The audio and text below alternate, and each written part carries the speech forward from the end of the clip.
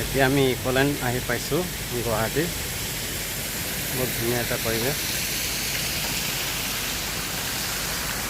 ইকোলেণ্ডত চাবলগীয়া বহুতখিনি বস্তু আছে। তো আমাৰ অসমতে বহুত ভাল ভাল কিছুমান পৰিৱেশ আছে, বস্তু আছে, এইবিলাক আমি চাব লাগে। আজি চাওঁ আৰু আপোনালোককো দেখাম কেনেকৈ কি পৰিৱেশবিলাক আছে।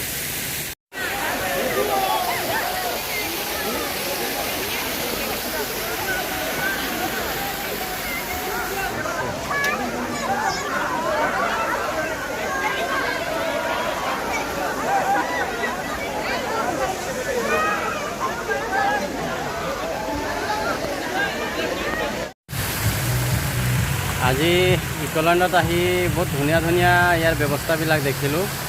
আৰু ছুইমিং পুল আছে, তাৰপাছত আকৌ ওপৰত উঠি পিনে পাইপৰ মাধ্যমে তললৈ অহা, তেনেকৈ বহুত ধৰণৰ কিছুমান ছিষ্টেম আছে, ব্যৱস্থাবিলাক আছে। দেখি পিনে খুব ভাল লাগিলে এইবিলাকৰ লগত জড়িত হৈ পিনে।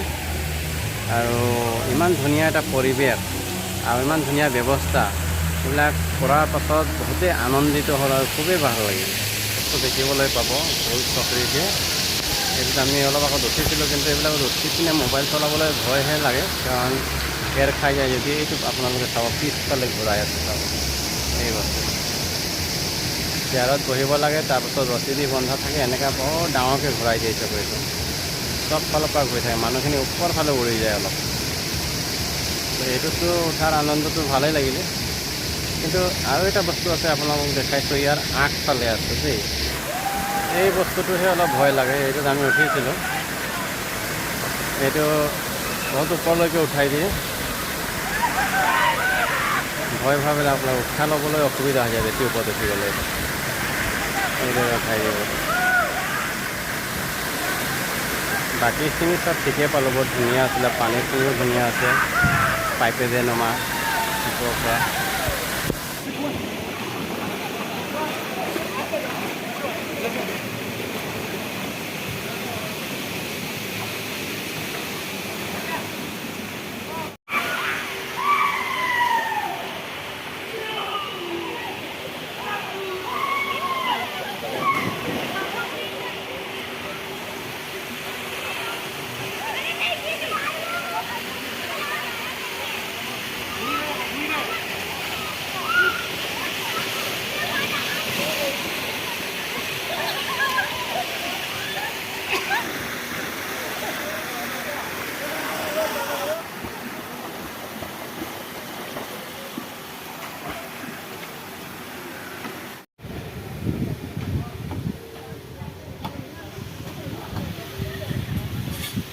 বাস